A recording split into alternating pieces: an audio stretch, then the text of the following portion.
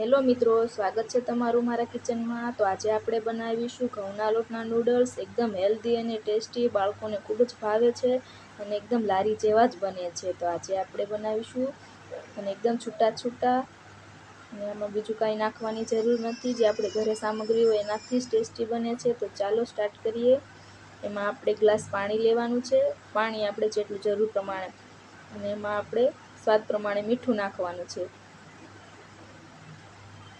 અને ઘઉંનો લોટ આપણે જરૂર પડતો છાળીને નાખતું રહેવાનું છે, 1.5 વાટકા જેટલું જરૂર પડશે। હવે આપણે આને લોટ સારી રીતે બાંધી લેવાનો છે। લોટ આપણો બંધાઈ ગયો છે, થોડોક તેલનો મોણ આપી દેવાનો છે। આ રીતે આપણે સારી રીતે મળી લેવાનો છે। હવે આપણે આ જે સેવ પાડવાનું આ મશીન આવે ને, એમાં આપણે નૂડલ્સ પાડી દેવાના છે। આપણે જાડી પ્લેટ પહેલાં નાખવાની છે। જાડા નૂડલ્સ બનાવવા હોય તો જાડી પ્લેટ મૂકવાની। આપણે બે ટ્રાય કરશું, જાડા અને પતલા નૂડલ્સ। ચારે પડતા તેલ લગાવી દેવાનું છે, ને પછી આપણે એમાં બે ભાગમાં આપણે અંદર ભરી લેવાનું છે। પાણી ગરમ થઈ ગયું છે, અને એમાં આપણે થોડુંક પાણી નાખવાનું છે, જેથી આપણા નૂડલ્સ ચીપકે નહીં। પાણીમાં નાખતા જ એકદમ છૂટા છૂટા થઈ ગયા છે આપણા નૂડલ્સ।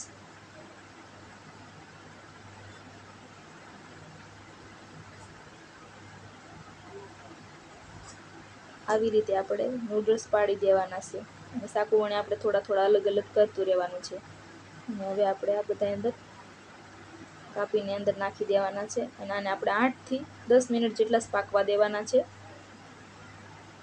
આપણા નૂડલ્સ લગભગ તૈયાર થઈ ગયા છે।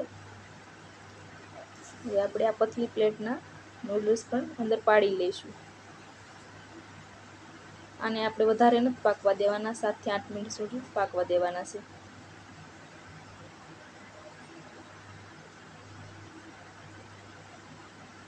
આ રીતે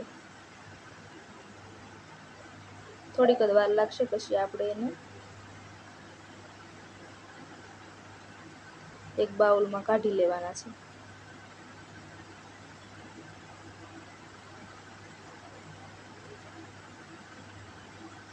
અને ખુલ્લા ખુલ્લા મેકી દઈશું એટલે એકદમ છૂટા થઈ જશે। જોઈ શકો છો, આ જાડા અને પતલા નૂડલ્સ તૈયાર છે। અને હવે આપણે આજે ઘરે બધા બકાલા હોય છે, જે એમાં આપણે વાપરવાના છે। શેજવાન ચટણી છે, અને ટમેટો સોસ છે, અને આ એક શેજવાન આપણે જે રાઈસ બનાવીએ ને એમાં વપરાય છે। અને તેલ લેવાનું છે, 1 વાટકી જેટલું તેલ નાખવાનું।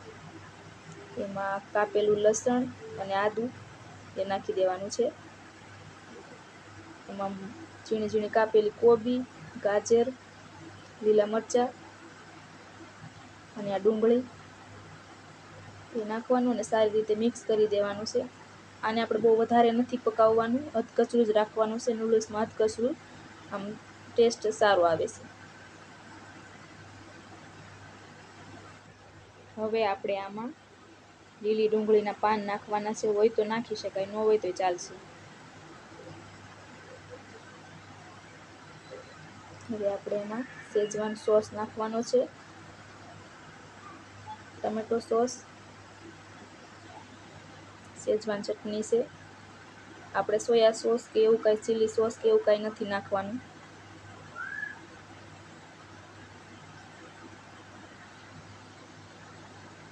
આપણો મસાલો તૈયાર થઈ ગયો છે।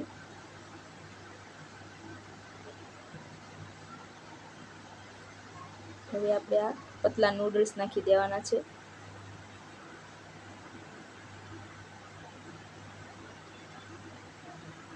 આમાં તમે નૂડલ્સમાં ચોખાનો લોટ પણ નાખી શકો, ઘઉંના લોટથી એકદમ હેલ્ધી થાય છે।